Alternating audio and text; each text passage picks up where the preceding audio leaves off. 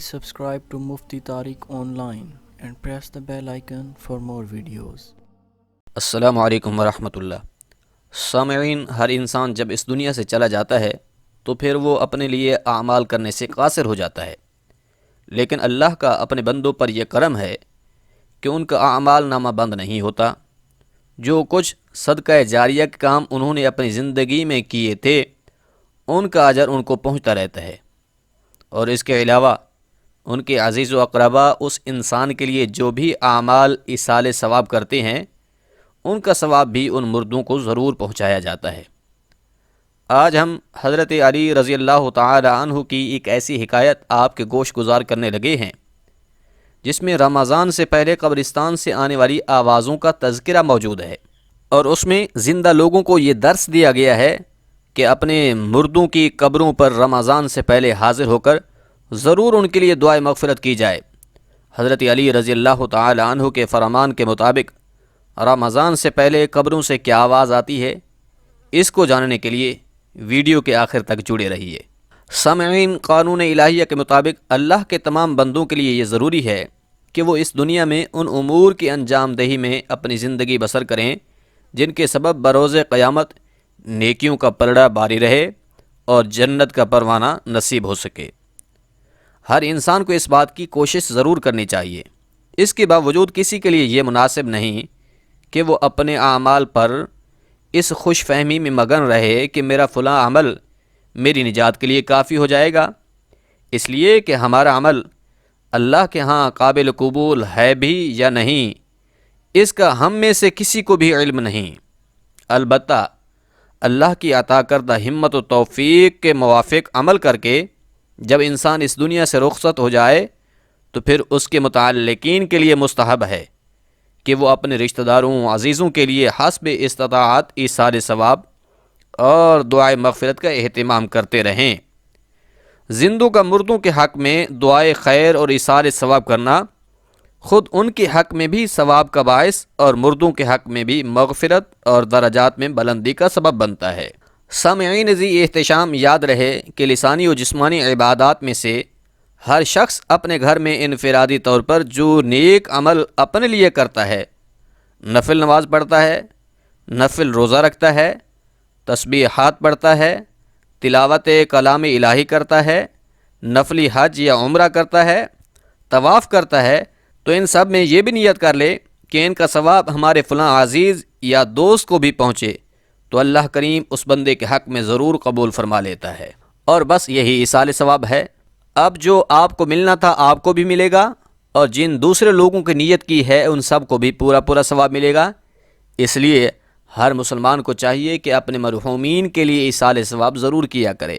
چلیے اب حضرت علی رضی اللہ تعالی عنہ کی وہ حکایت سنیں جس میں رمضان سے پہلے اپنے مردوں کے لیے دعائے مغفرت کی تاکید ہے، اور اس آواز کا ذکر ہے جو قبرستان سے آتی ہے۔ حضرت علی رضی اللہ تعالی عنہ اللہ کے بندوں کو درس اخلاق دے رہے تھے کہ اتنی دیر میں آپ فرمانے لگے، اے لوگو، یاد رکھنا رمضان سے پہلے اپنے مرحومین کو نہ بھولنا۔ تو ایک شخص پوچھنے لگا کہ اے علی رضی اللہ تعالی عنہ، یہ کیوں؟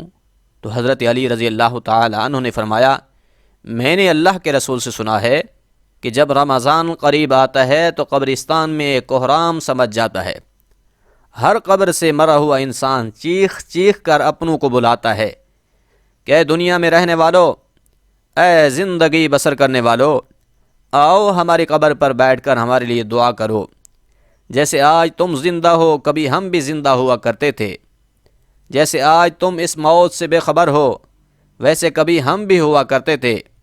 تو شخص نے پوچھا، یا علی، مرحومین کی آوازیں رمضان سے پہلے قبرستان سے کیوں آتی ہیں؟ تو اس پر حضرت علی رضی اللہ تعالی عنہ نے فرمایا، کیونکہ اللہ کا وعدہ ہے کہ رمضان سے پہلے اور رمضان میں جو بھی انسان جس قبر پر آ کر اس کی مغفرت کی دعا کرے گا تو اللہ کریم اس مرحوم کے گناہ معاف فرما دے گا۔ تبھی مرے ہوئے لوگ اپنی اولاد اور گھروں کی طرف دیکھتے ہیں کہ کاش ہماری اولاد میں سے کوئی ہماری قبروں پر آ جائے اور ہمارے لیے مغفرت کی دعا کرے۔ تو سامعین، یہ حکایت تھی جو حضرت علی رضی اللہ تعالی عنہ نے بیان فرمائی، جس میں آپ نے سنا کہ مردے زندہ لوگوں کی دعا کا انتظار کرتے ہیں، اس لیے رمضان سے پہلے اور رمضان میں خاص طور پر مردوں کے لیے دعائے مغفرت ضرور کرنی چاہیے، اور اس کے علاوہ بھی مردوں کے لیے وقتاً فوقتاً ایصال ثواب کرتے رہنا چاہیے۔ ہمیں چاہیے کہ ایصال ثواب اسی طرح کریں جس طرح سلف صالحین کیا کرتے تھے، اپنی ہمت کے موافق حلال مال سے مساکین کی خفیہ مدد کریں، اور جو کچھ توفیق ہو بطور خود قرآن کریم اور ذکر اذکار جتنا ہو سکے پڑھ کر ان کو ایصال ثواب کریں۔ یاد رہے، انسان کی سانسیں رکتے ہی اس کی اخروی زندگی کے معاملات جاری ہو جاتے ہیں۔ حضور نبی رحمت صلی اللہ علیہ وآلہ وسلم نے حضرت سعد بن معاذ رضی اللہ تعالی عنہ کو دفن کر کے کچھ تسبیحات پڑھیں، جس سے ان کو قبر کے سوالوں کے جوابات دینے میں آسانی ملی۔ تو کم از کم 3 مرتبہ قل هو اللہ احد ہی پڑھ کر بخش دیں، جس سے پورے قرآن کریم کا ثواب مل جائے گا۔ اللہ کی بارگاہ میں تھوڑے بہت کو نہیں دیکھا جاتا، بلکہ خلوص اور نیت کا لحاظ کیا جاتا ہے۔ چنانچہ حضور نبی رحمت صلی اللہ علیہ وآلہ وسلم فرماتے ہیں، میرا ایک صحابی ایک مد کھجور خیرات کرے اور غیر صحابی احد پہاڑ برابر سونا خیرات کرے، تو یہ احد پہاڑ برابر سونا اس ایک مد کھجور کے درجہ کو نہیں پہنچ سکتا۔ تو یہ اتنا بڑا فرق کیوں ہے؟ اس لیے کہ یہ ہے خلوص اور عدم خلوص کی وجہ سے ہے، کیونکہ جو خلوص ایک صحابی کا ہے وہ غیر صحابی کا کبھی نہیں ہو سکتا۔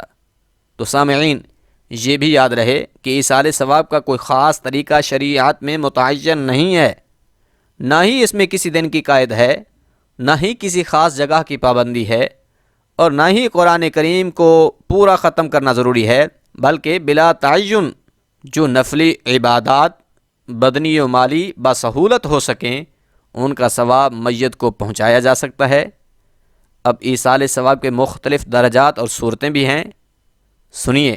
سب سے بہتر اور افضل صورت تو یہ ہے کہ مستحقین کو نقدی تقسیم کر دی جائے، کیونکہ نامعلوم انہیں کیا کچھ ضرورت ہو۔ دوسرا درجہ یہ ہے کہ خشک اجناس ان کے سپرد کی جائیں کہ جب جی چاہے گا استعمال کر لیں گے۔ تیسرے درجہ کی صورت یہ ہے کہ پکا کر ان کی خدمت میں پیش کیا جائے۔ اس کی بہتر صورت یہ ہے کہ روزانہ 1-2 مساکین کو کھلا دیا جائے۔ تو سامعین، یہ ایصال ثواب کے حوالہ سے چند ایک گزارشات تھیں، ان کو صدقہ جاریہ سمجھ کر اپنے دوست احباب کو بھی ضرور شیئر کریں۔ اللہ کریم دین و دنیا کی بھلائیوں سے مالا مال فرمائے، آمین۔ لا الہ الا انت سبحانک انی کنت من الظالمین۔